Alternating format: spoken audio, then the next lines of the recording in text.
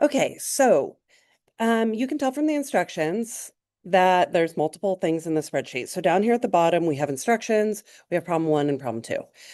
So I'm giving you two additional sets of data. For each set of data, we're going to make three graphs: concentration versus time, ln concentration versus time, and 1 over concentration versus time.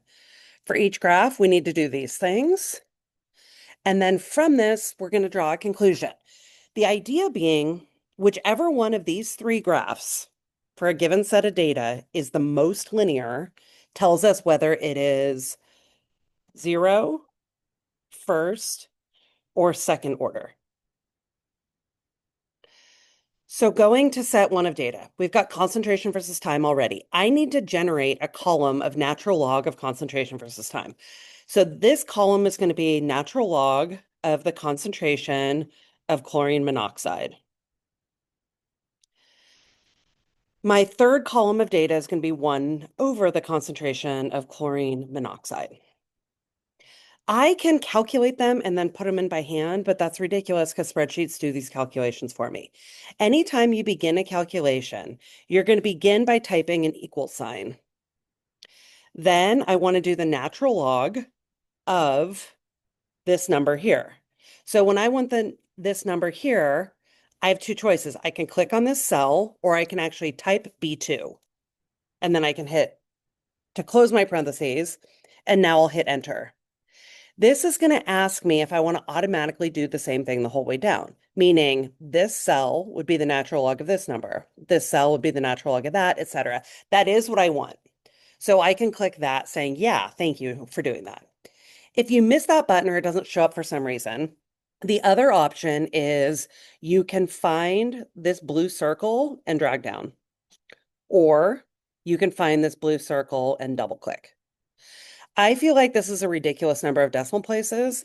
I would like fewer. So I'm going to highlight the column or select the column. Buttons up here, add and remove decimal places. Decrease decimal places. That feels reasonable. That's reasonable, whatever.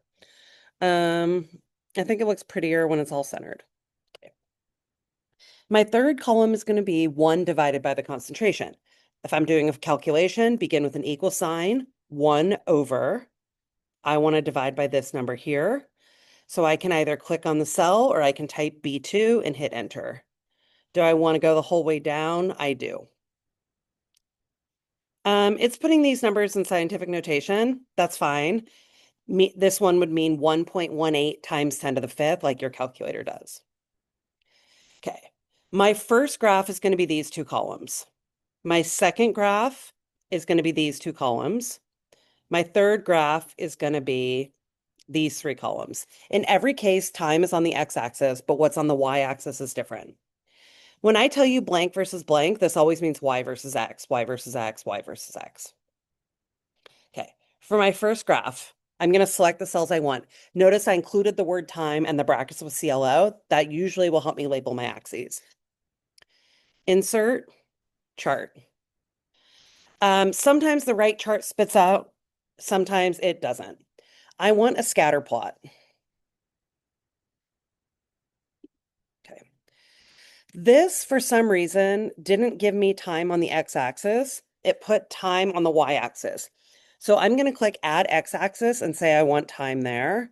And I definitely don't want time here, so I'm going to deselect it from there. Now this is looking pretty good. I need to label my axes and title my graph. So the chart title, actually, let me go back here. Title the graph respectively, 0 order test, first order test, second order test. When we are doing concentration versus time, this is the 0 order test. My x-axis, time. My y-axis is concentration. I can put molarity if I want. Okay. So now I have my axes labeled. Axes are labeled. Title is correct. I need to insert a trend line, show the equation of the trend line, and show the R-squared value.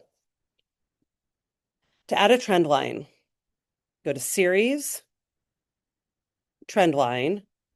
I want linear. label, use equation, show R squared. This equation that I'm getting here means y equals negative 9.38 times 10 to the negative fourth x plus 8.24 times 10 to the negative fourth. My R squared value is 0.958. The closer an R squared value is to 1, the more linear the relationship is. I don't have to use my judgment to say this line's straighter than that line, or these data points are straighter than those data points. This gives me an objective way to infer it. Okay. My next graph is going to be time and natural log. When you want to highlight two columns that aren't adjacent to each other, if you're on a Mac, hold down Command and then select the next ones. If you're on a PC, Control does the same thing. Insert chart. I want not this nonsense. I want a scatter. This looks pretty good. It's a scatter plot. It has values on both axes. Chart title. This is my first order test. Time is on the horizontal axis.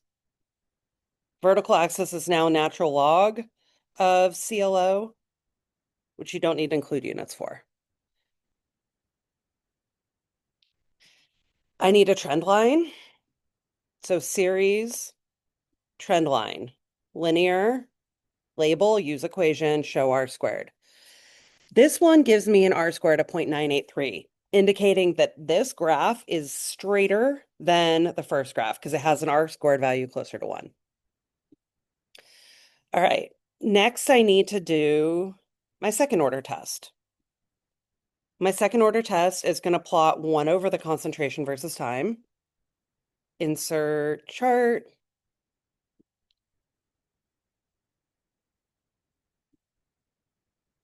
Scatter. This did the weird thing again where there's nothing on the X. I'm going to put time on the X. Remove time from the Y. Label my axes.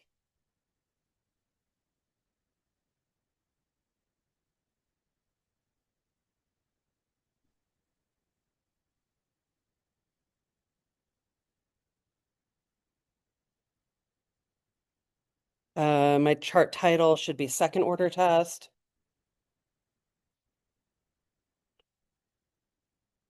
Series, trend line, linear, use equation, R squared.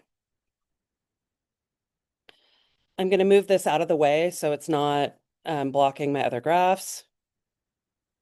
And now to decide which of these relationships is the most linear, I'm looking for the R squared value closest to 1.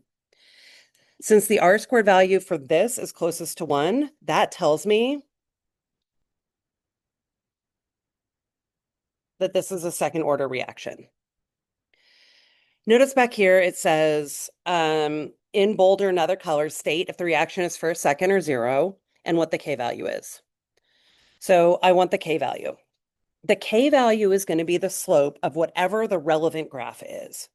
So since this was second order, this is given to me as y equals 2.36 times 10 to the 7th x plus whatever, 117,000. So 2.36 times 10 to the 7th is the slope.